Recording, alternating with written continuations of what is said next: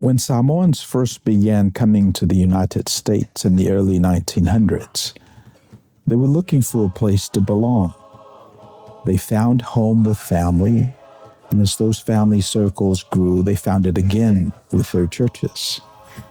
Over time, as Samoans became part of life in America, many found themselves living between two cultures, connected to both, yet not fully at home in either.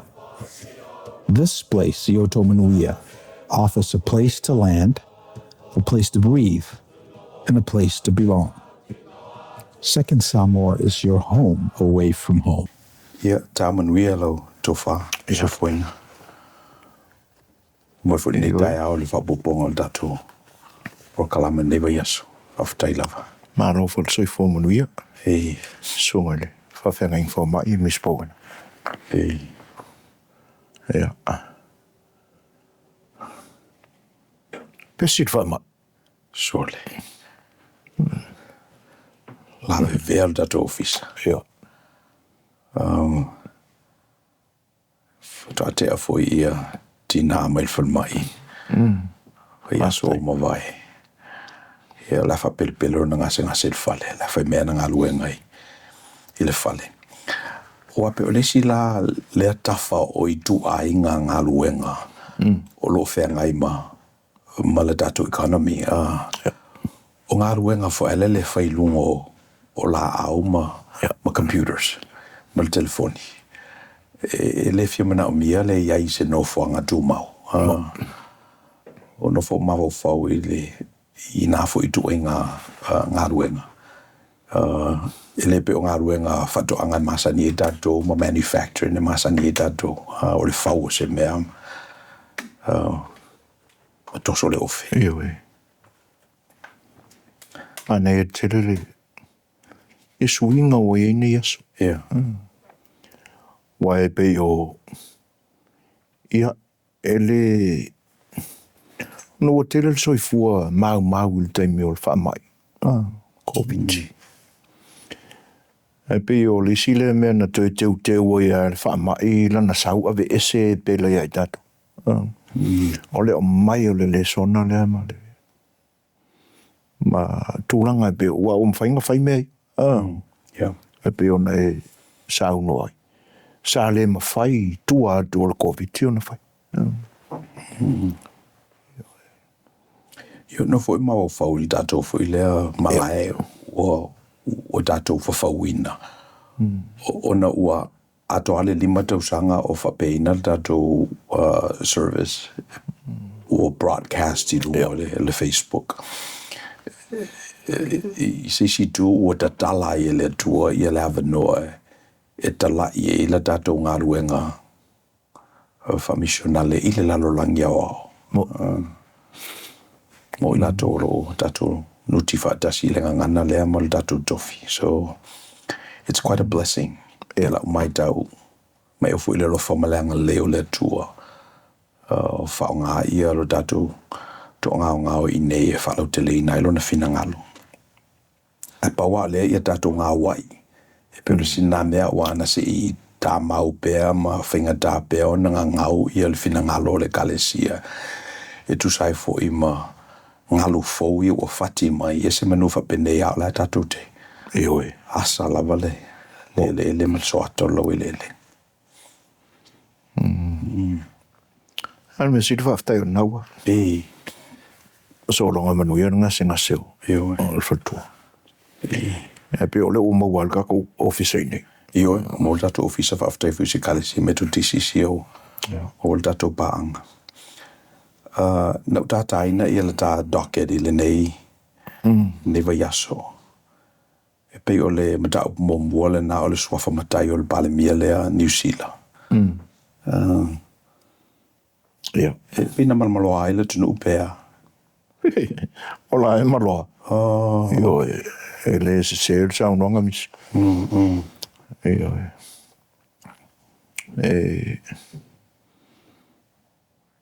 e le o longa whaeao na I o le maloa o na o winga masani pia tātou fua I le wāno nofo a inga.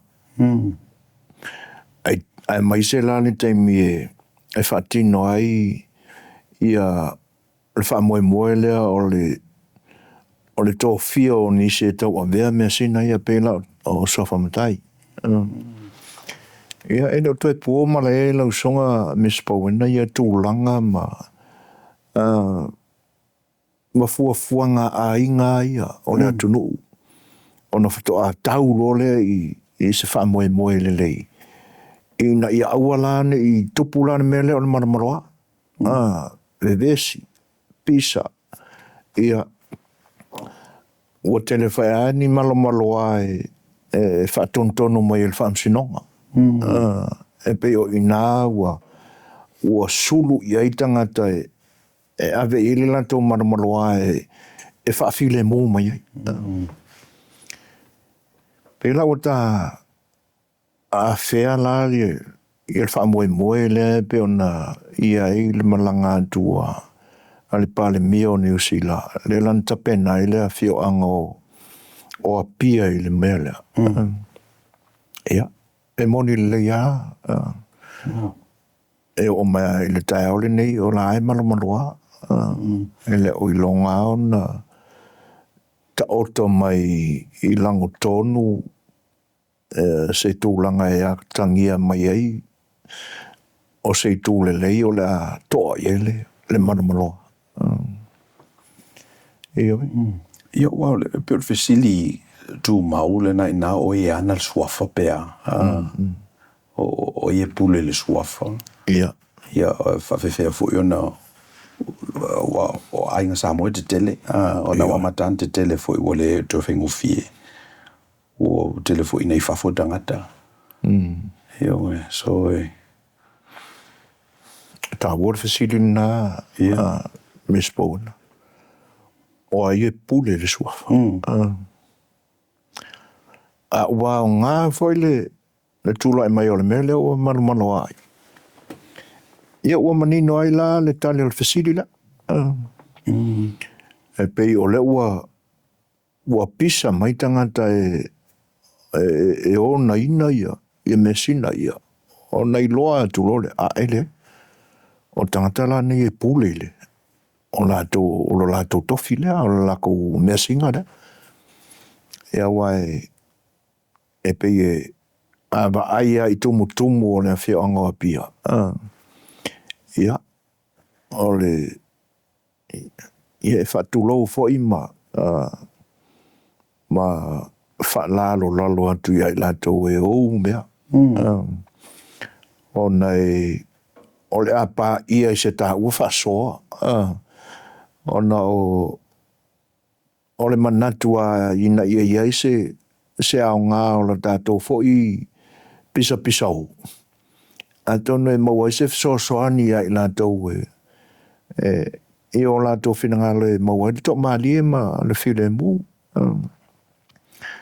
Ia wa o le no ua ia e pi o ana mua o le ao i e se tala. Ia o i e vaenga ma tō whinga na mua. O i e ingoa o sāngaunga. O na fuaiala e tolu. O tai le tolo ma e lungo la sami o ma tautu ai. I o i le tūle le o ngā tutonu o le whale sāngaunga o a pia. Ia mauta langa i le tuasipi. Ia tanunga manono. Ia o whaiala umai e tolu. O no mai vai uma. E pe o se upu whawhengu fio o pi kongu mai vai. Il whaamarunga o pa ia e tasi. O tō whinga a tupo le atunu ua na mua. Ia lai le whaiala wa pia le pisa o i le mea. O nā tumutumu o le se montafa. Ia whaatasiela ma tō whinga o tō malatai e. E i tai le tolo ma tautua ai. Ia e pe o kamanga e onga le. Nei. Ia le mea sina le o le suafa le o tui sinave maulu matotu. Le suafa ia. Le sua le wa. Pale mea. E pe la le mātau watu. E ia mafuanga o mea e mafua ai ona ona pisa. O wai e le pisa o wale lei. Ia mo le pisa e. O le pisa la le pisa inge ona mkwa i le lei. Ia. A whaile fesili o le ale mafuanga wa. Ia o le talila e fua i le whaalongo ma le mātau atu i me o lo pisa mai ai ia le tu o le ainga. E le mea fo i le o le o mai whaatasi. E soa le pule. Ma fili. Po oi o le whaasuafa i se suafa. Ia pe o le tūlanga na o le. Ele i lava ona soalau pule. Ele i lava ona soalau pule le. So ai. E pe o se mea ua whaafua veta. E se si o nofo nei le suafa le nana tō i le palemia. O le tali misi pouina le. Okay. E fou foi lau whaalongo ia ai au mea sina a inga. Ia. Ai sa o lātou mau ini o lātou lava manatu. E mafua ai ona pe e fou de whaalongo. Ia wa vea la ia le malanga atu lea o le taitai o le malo New Zealand. Ia, o le ualanga. Tōrola ia le ainga. Eo e. Ia le suafa ia ai le o tasi. E leo tasi. Ia. O te mnatu ele se me fau le mea nai i te le fo i suafa. Le fo te mai ta wina fo i ia. Ia mea lo tutupu fo i tutuila. E alo lua suanga lua te le e ua il whamasinonga fo i befa pe le o whauna tasi ia le ainga. Suafa le tuur senga. Ia. E o whaisi lewa o tu fua le suafa o mali liu fo i tangata sa la tō whai al wha mau ma whalawe lawe il wha mau. Ia la e awa noa le suafa. E mana ia le article le nale nta whaitau. Whamaile tala al tustala o te mi umalawa e suafa i se pale mia New Zealand. Suafa Samoa. Ia le umi fo ia ai ngaulun toto. So amata mai ia, is it Mulrooney? Na pale mia sa e mo. Muldoon. Io se io umelawa le David Long. Io. So it's an interesting take for ile na e base io se curse. E mo no suafa le pale mia ba e suafa o tato o tunu. Pa ulo de stela palota. Io. Le aurola ile. Il finga palota. Ia Io. o suafa o tato o te nofo mafofo wa ta ua le e mamao atu mai le meolo tupu el whawhitauli.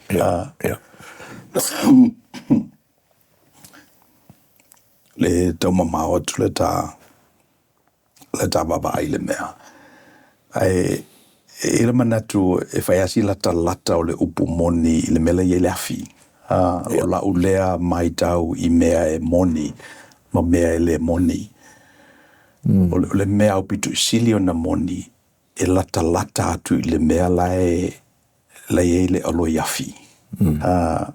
O le mawhanawhana au pitu i sili o na mawhanawhana e le mamao ai lata i le mena i le alo iafi na nā tupo i le mea. So e mo i ala o le te bolo mamao atu.